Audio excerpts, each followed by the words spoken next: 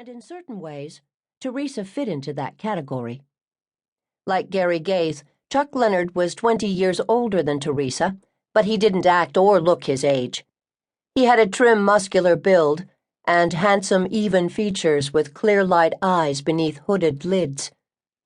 Chuck had a thick head of hair that his barber cut in the latest style. When Teresa met him, he had a thick, brush-like mustache.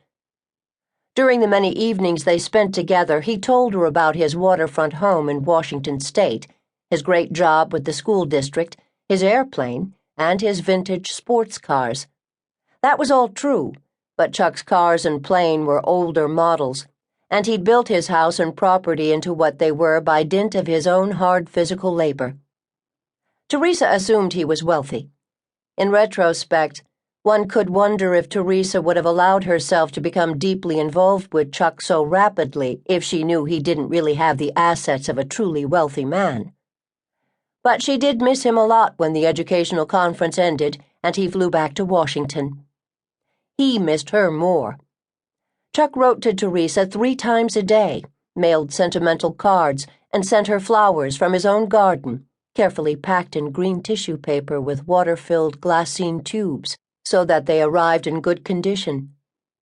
Teresa's heart wasn't totally devoted to Chuck Leonard. In 1987, before she met Chuck, she had carried on an intense affair with another man for 6 months. His name was Nick Callis, and she'd met him when she went to Hawaii to work. Callis was a realtor, and Teresa went to his office inquiring about housing. They were both single, and they could not deny the immediate chemistry between them.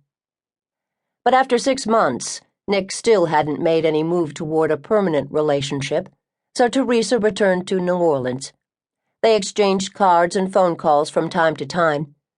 After she met Chuck, Teresa wrote to Nick and told him that she would be living in Washington State. Not long after, Callis married someone else, and he lived even farther away from New Orleans than Chuck did, in Hawaii. Nick was the same age as Chuck, but beyond that, they didn't resemble each other. Callis was well on his way to becoming rich, while money mattered little to Chuck. Like most men of Greek heritage, Callis was dark and swarthy and boldly handsome, with a head of thick, wavy black hair. Teresa knew Nick was wealthy because he'd shown her many of the properties he owned. She sometimes wondered what her life would have been like if Nick had chosen her instead of his wife Grace. Eventually, in about 1989, Nick seemed to disappear from Teresa's life. After her loneliness and frustration in trying to balance not 1 but 2 long-distance relationships, it wasn't difficult for Chuck to persuade Teresa to visit him at his Snohomish County home on Lake Goodwin near Stanwood, Washington. She had been married once, and Chuck had 1 or 2 ex-wives, but he'd been divorced for years. Chuck thought he had found his soulmate, his sister Teresa Leonard said. Teresa came out for Thanksgiving in November 1988.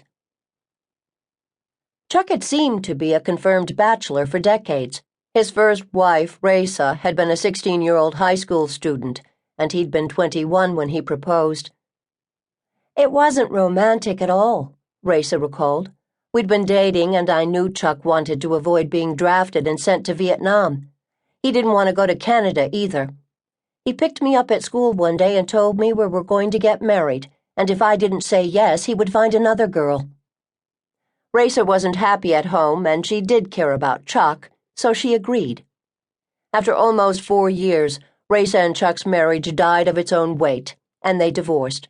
Whether Chuck Leonard married again before he met Teresa Gaith is questionable. He did have a daughter during one of his short affairs, but they were not close.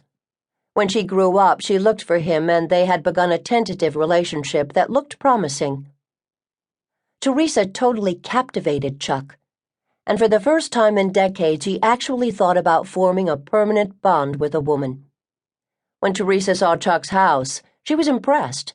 Painted a soft gray, it rose 3 stories and was set right on the lake. A small emerald velvet plateau of grass paralleled the shoreline.